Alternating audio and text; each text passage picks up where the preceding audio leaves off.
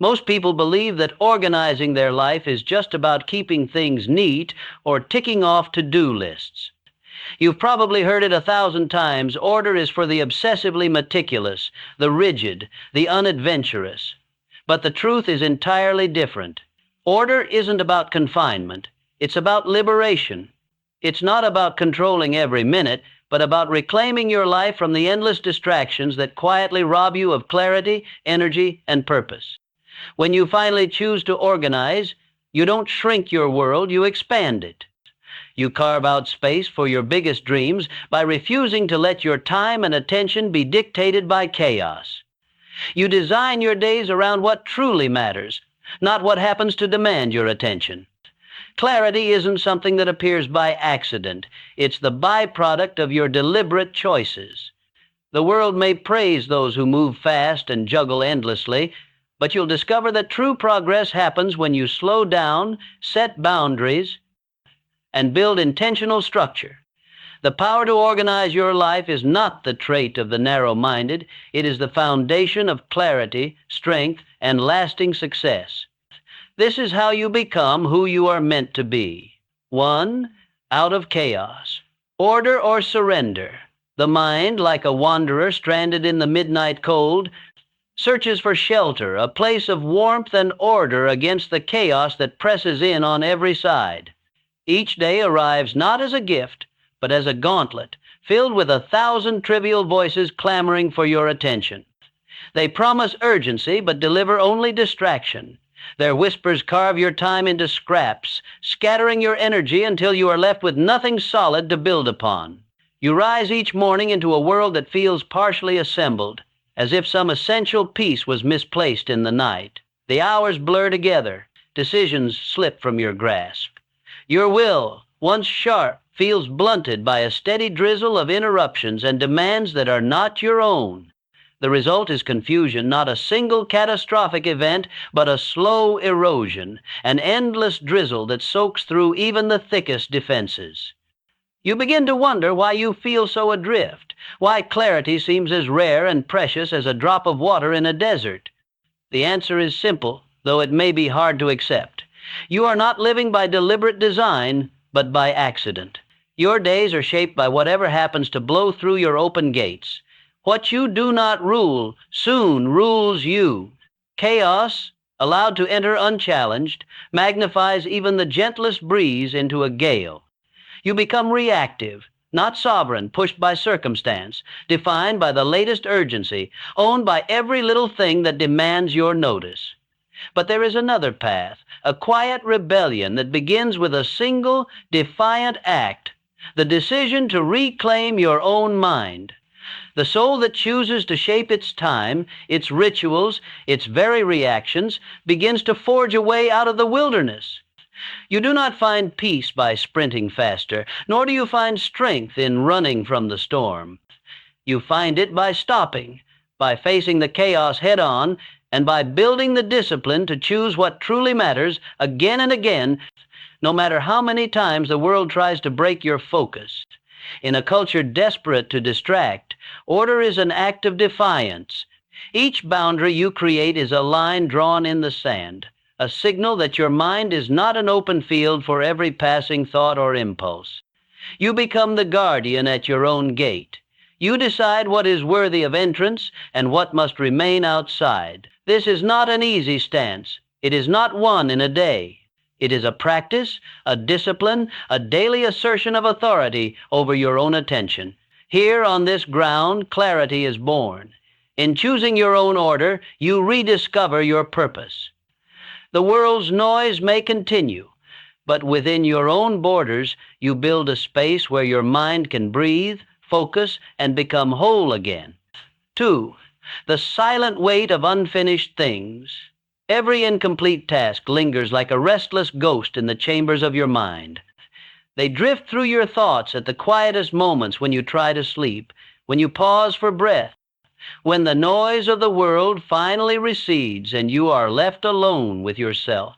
The letter you meant to answer, the promise you failed to keep, the difficult conversation you postponed until some imaginary right time.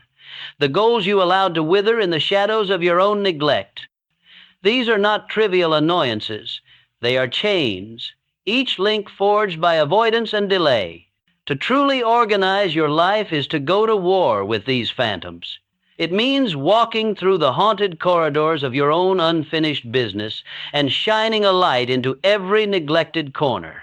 One by one, you must pick up the things you've left undone, the tasks, the apologies, the overdue commitments, and decide, with ruthless clarity, what must be completed and what must finally be laid to rest.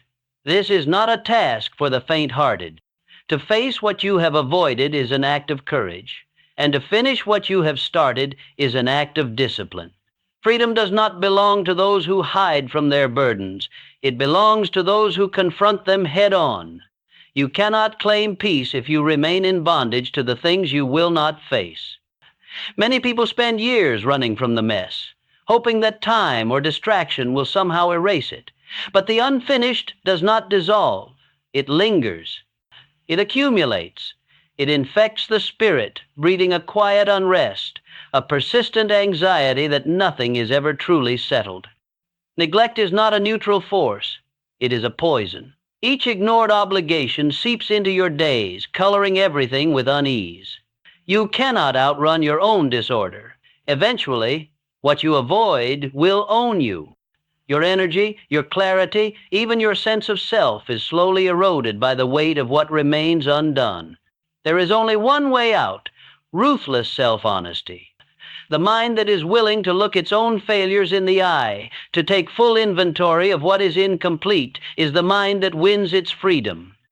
Order is not born from comfort, but from the willingness to do the hard, necessary work of confronting yourself. It is an act of mercy to gather the scattered fragments of your life and place them in order.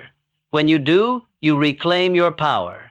You discover a new strength, not the shallow comfort of avoidance, but the deep, earned peace of having faced your own chaos and set it right. Unfinished business is a slow death. Order is the beginning of renewal. And the first step is always the hardest: to stop running, to turn, and to face the ghosts. Only then can you begin to truly live, unburdened and whole. 3. Fortress of rituals. Habit is not your adversary. Disorder is. Many mistake the routines of life for a prison, blaming monotony for their restlessness. But it is not structure that suffocates. It is chaos that consumes. The undisciplined surrender to the tides of circumstance, allowing each day to wash over them without resistance. The disciplined, by contrast, anchor themselves. They shape the rhythm of their days instead of being shaped by it. Every morning, you are presented with a choice. You stand before the gates of your own consciousness, the sentry of your fate. Will you allow the world's noise, its demands and distractions, to flood in before you have even gathered yourself? Or will you claim the dawn as your own, imposing order on the first fragile moments of day? This is not empty ritual. It is an act of sovereignty over the self. True ritual is not superstition, nor is it a mindless repetition. It is an act of intention, a daily assertion that your life is yours to organize. The one who claims the first hour for silence, for reflection, for planning, builds more than a morning routine. They construct a fortress of clarity and resolve. Within those walls, you find perspective. You see clearly what matters and what does not. You become acquainted with your strengths and, more importantly, with your weaknesses. You meet the adversary that lives inside you, the voice of comfort, of hesitation, of doubt. Discipline, contrary to what many believe, is not a kind of suffering. It is the highest form of mercy you can grant yourself. Each small act of order, a bed made, a plan written, a moment of calm before chaos, becomes a brick in the foundation of self-respect. These bricks, laid each day without fanfare, become the very walls that protect your peace. The mind, taught to build order in the morning, to resist the immediate pull of chaos, will soon learn to bring that same discipline to every hour, every season, every year of its life. While others drift waiting for the elusive spark of motivation, waiting for the mood to be right, waiting for the world to arrange itself to suit them, you are not waiting. You are building.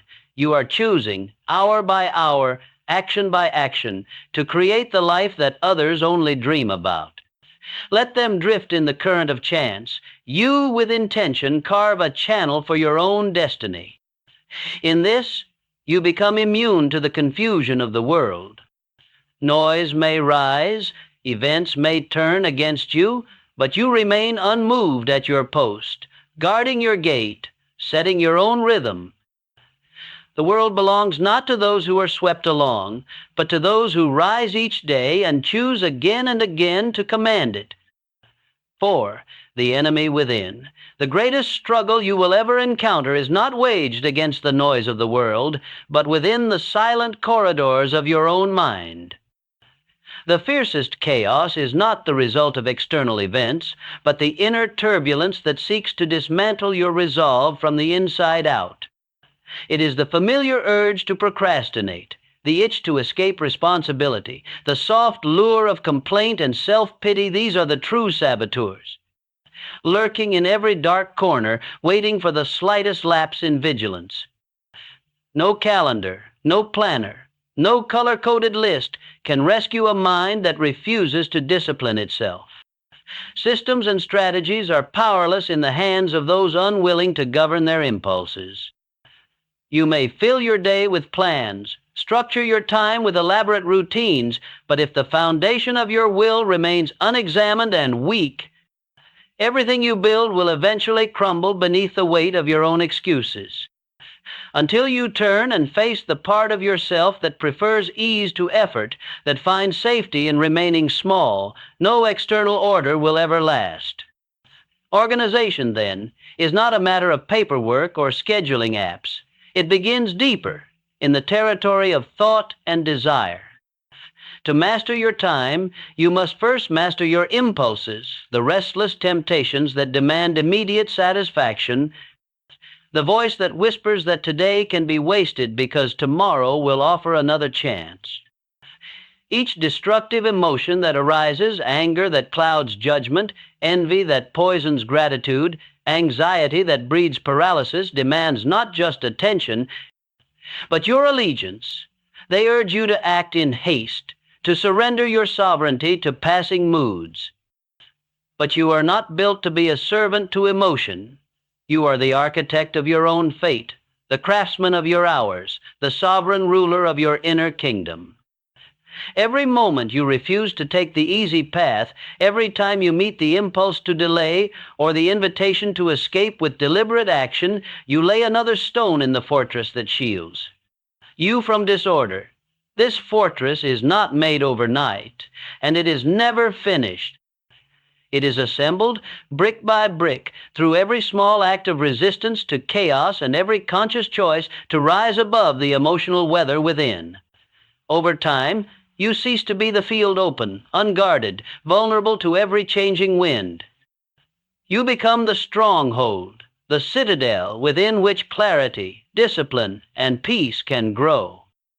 The world may continue to swirl with noise and confusion, but inside, you stand rooted and unshaken. Your greatest enemy and your greatest ally reside within. To conquer chaos, do not look first to the world, look to yourself. Each act of discipline, each refusal to be ruled by moods, each commitment kept in the face of temptation is a victory. You become not merely organized, but unbreakable. In the end, you are not simply building systems, you are building yourself. 5. The power of saying no. Success is not assembled from 1,000 empty affirmations, nor is it the result of endlessly opening your doors to every request, every impulse, every wandering thought. It is carved, instead, from the courage to say no to others, no to distractions, and, perhaps most critically, no to the voice within that pleads for escape, comfort, or approval. Every invitation that crosses your path is a test of your focus. Every request is a claim upon your limited hours. The unstructured mind, desperate to please, eager to avoid conflict or discomfort, says yes to everything. And in doing so, it becomes hollowed out, its energy diluted, its purpose lost. To organize your life is to become ruthless in your priorities. This is not cruelty, it is necessity. You must draw lines, build walls, and set boundaries not out of hardness, but from clarity about what truly matters. Each refusal is not a rejection of others, but a declaration of your own mission. I will not be scattered. I will not surrender my days to the noise. I will choose what is worthy of my energy, and I will let the rest pass by. It is in this act of selection, in this discipline of refusal, that your life takes on shape and sharpness. Saying no is the hidden foundation of self-respect. It is a line drawn in the sand, a signal to the world and to yourself that your time is not an open field for anyone to trample. Where you refuse to compromise, you clarify your purpose. You do not allow confusion to invade the space where focus must live. The day you decide what you will not do, what you will no longer tolerate or chase, is the day your true direction begins to reveal itself. Many are haunted by the fear of disappointing others, of being judged or misunderstood. Yet those who fear to say no are doomed to a deeper, more bitter disappointment, the disappointment of betraying their own values, of failing to honor their unique path. Order is not an act of cruelty, but an act of wisdom. It requires the strength to choose with finality, to hold your ground when the world urges you to yield. Gradually, as you learn the discipline of refusal, your days become your own. Your actions become intentional. Your mind, once torn in 1,000 directions, sharpens into a single blade, able to cut through noise and reach what truly matters. You are no longer the blunted stone worn down by endless compromise, but the focused edge of purpose itself. Greatness is not given to those who cannot choose. It is unearthed by those who possess the courage to say no again and again until only what matters remains. In that space, undiluted and unashamed, your true strength begins to emerge. 6. The discipline of reflection. You rush through life at a pace that outstrips understanding. Days blend into weeks, weeks into years, and before you realize it, time has slipped away, carrying with it countless moments you never truly lived. The world urges you onward, faster, busier, more distracted until your existence becomes a blur, a series of automatic actions without meaning or direction. The old warning remains true. An unexamined life is not simply an empty phrase. It is a quiet collapse into confusion, a gradual loss of purpose that seeps in unnoticed. Pausing is not a sign of weakness, but of strength. It takes wisdom to stop, to hold yourself still against the current, and demand a reckoning with your own choices. Those who avoid reflection are doomed to tread in circles, repeating old errors, stumbling over the same obstacles, and waging the same pointless battles with themselves and the world. Progress is impossible without pause. Without the courage to review your path, you become a prisoner of habit and reaction. To bring order to your life, you must build time for more than just action. You must create space to look backward, to examine what you've done and why. This is not indulgence or self-pity. It is the discipline of demanding lessons from every victory and every failure. When you stare your life in the eye, unblinking and unafraid, you extract the meaning from both triumph and mistake. You begin to see the patterns, what lifts you, what drains you, what must be left behind if you are to become more than you were. True order is not only a matter of schedules or checklists. It is forged in your understanding of your motives, your fears, your deepest impulses. Without this inner clarity, even the most meticulously planned day remains empty, ruled by forces you do not understand. Those who refuse self-examination surrender control to hidden habits and unexplored wounds. They are driven by shadows, not by purpose. But the courageous make room for silence, even amid the clamor of modern life.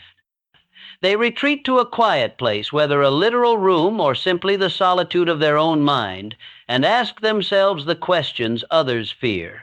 Did I live as I intended, or merely as I was pushed? Where did I betray my values? What choices were made from strength, and which from fear? What must change if tomorrow is to be different from today? The power to organize does not begin with a new system, but with a new honesty. Only in the mirror of reflection can you see yourself clearly enough to grow. You emerge from this self-confrontation sharper, more deliberate, armed not just with plans, but with understanding. The world's chaos remains, but you have created order within. And from that place of clarity, you move forward not simply faster, but wiser and infinitely more prepared. The weight of small things. It is easy to imagine that greatness emerges in thunderclaps in the spotlight of achievement or the glare of public recognition. But the truth is more quiet, more demanding. The decisive battle is fought, not on the stage, but in the private, often unnoticed moments. What you choose to overlook, what you permit to remain unresolved, what you leave unattended in the daily corners of your life. Disorder is not the result of one careless day. It is the slow, silent consequence of countless small neglects. Every tiny compromise, every habit allowed to unravel, every responsibility pushed aside lays a single stone in the structure of chaos. A cluttered drawer is not just a drawer, it is an unguarded gateway to a cluttered mind. Each time you leave the little things undone, you grant permission for disorder to take root. The careless object left out, the promise half kept, the letter ignored. These are not minor lapses, but threads that, over time, loosen the fabric of who you are. And so, the person who would build strength must become relentless in the details. The desk cleared before the day's end, the tool returned after its purpose is served, the word honored even in solitude. These are the practices that quietly, but powerfully, forge the backbone of character. You become what you repeatedly do. Each act of order, though small and unremarkable alone, becomes a stitch in the invisible garment of discipline. You do not prepare for adversity by waiting for the storm to arrive. You prepare by handling the ordinary with care and intention, so that when chaos comes, you have already built a structure that will not collapse. The self who can weather the greatest tempests is the one whose foundation was laid in the smallest hours, built not in public, but in the steady, private rituals of respect for order. Ambition is a flame, but organization is the hearth that sustains it. You do not rise to the heights you imagine. In the end, you sink to the level of your habits, your routines, your discipline. Strength is not granted in grand gestures, but accumulated, quietly, in the choices most people dismiss as trivial. To neglect the details is to give chaos its foothold. The things you avoid, the tasks you delay, the clutter you tolerate, these will grow until they own you. What you refuse to put in order today will eventually demand its price. Every moment presents a choice. Will you reinforce the structure of your life or allow another crack to form? The invitation is constant. In every small act, you choose to build or to weaken, to honor your future self or to betray it. This is where greatness is truly made, one small victory at a time, in the discipline of the details. 8. Overcoming the comfort trap. Comfort is a patient adversary. It does not storm the gates with threats or alarms. It enters softly, bearing the gentle promise of rest, of relief, of a moment's ease. It tells you that you have earned a break, that you have already given enough, that nothing urgent waits for your effort. And in the beginning, it feels harmless, almost deserved. But comfort's real price is invisible, measured not in hours lost, but in strength never gained. Every time you choose comfort at the expense of discipline, something within you softens, weakens, and begins to slip away unnoticed. Order is not forged in days of inspiration, but in the hours when motivation is absent and weariness creeps in. True discipline is born not from feeling ready, but from doing what must be done despite the resistance within. It is easy to act with vigor when the fire is burning hot. It is far more difficult and infinitely more important to persist when the embers grow cold, when the mind invents reasons to wait, to postpone, to indulge in rest before the work is truly finished. The undisciplined become masters of justification. They learn to explain away every delay, to rationalize every shortcut, to find a story for every unfinished goal. Their days fill with reasons and excuses, but their lives remain empty of results. The organized, on the other hand, train themselves to finish what they start. They know that every moment spent resisting the easy path is a moment spent strengthening their will.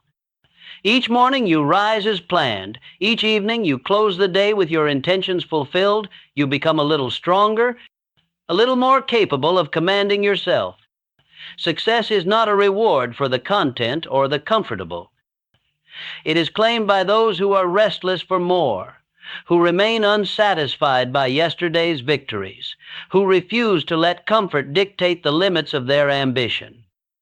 The world is changed, not by those who settle, but by those who persist, who rise before they feel like it, who press on when their body aches, who continue when their spirit wavers.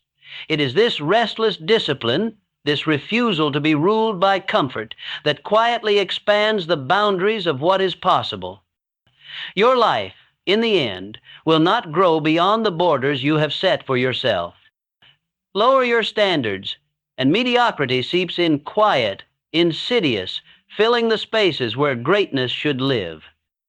Raise your standards, demand more of yourself, and discomfort becomes the forge where you are remade. Each time you lift the bar, you are forced to grow to reach it. Each time you resist the seductive voice of comfort, you remind yourself what you are capable of. The true test of character is not how you perform in moments of ease, but how you endure and advance in moments of resistance. Comfort asks nothing of you, and so it gives you nothing in return. Discipline demands everything, and in that demand, it gives you back your life stronger, clearer, and more capable than before. In the choice between comfort and order, between ease and discipline, greatness is quietly decided. 9. Building the unbreakable core. Disorder in your outer life is never merely accidental. It is the outward sign of a deeper turbulence, a reflection of battles being waged, quietly and constantly, within. The papers that pile up, the appointments that slip through your grasp, the tasks half finished and scattered across your days, all of these are symptoms of an inner life struggling for coherence. A cluttered desk is seldom just a matter of poor housekeeping. A chaotic calendar is rarely the product of circumstance alone. They are mirrors, revealing where your attention is fractured, where your resolve is split, where the war for clarity and purpose is not yet won. The world itself is not neutral. It is full of forces that pull at you, seeking to divide your attention, to steal your focus one fragment at a time. Every day you are asked to answer 100 calls, to split yourself to meet 1,000 needs. If you yield to every demand, you become scattered, your strength diluted until you are nothing more than pieces moving to the rhythm of someone else's design. You must, therefore, become indivisible, a whole self forged from the inside out. This indivisibility is not achieved through sheer force of will or harsh discipline alone. It comes from clarity, a hard-won certainty about what is essential and what is not. The one who knows what matters cannot be easily led astray. When you are clear about your true priorities, you gain the strength to cast aside the trivial, to let go of what does not serve your higher purpose. You stop allowing confusion and busyness to dictate your day. You begin to organize not just your schedule, but your very life as an act of allegiance to your deepest values. Every act of organization becomes a quiet stand against the chaos.